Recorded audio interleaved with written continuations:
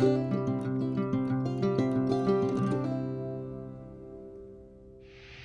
to Fox Cities Quilt Company on second Saturday. This is block number 10 for December 2022. This is our block. Don't be alarmed, it is not difficult at all. So these are our pieces.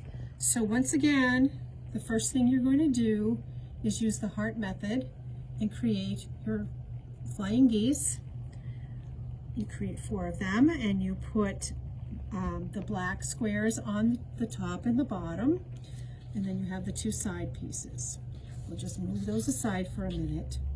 You're also going to create 2 more flying geese separately, not using the heart method, using the dark pink and the orange, and using the light pink and the purple. Yellow is in the middle of your flying geese, and yellow blocks on the ends.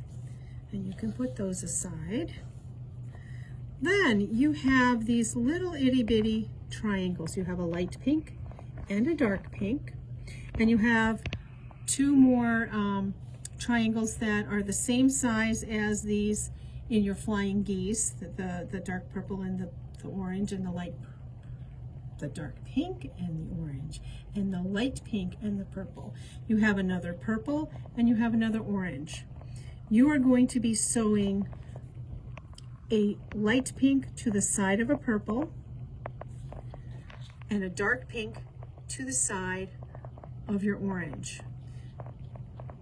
And then you're going to sew the yellow triangle to the side of that.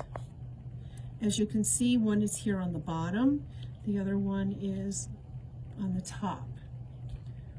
You sew the pink purple one to your dark pink, and you sew your dark purple orange one to the light pink. So you have 2 pieces that look like that.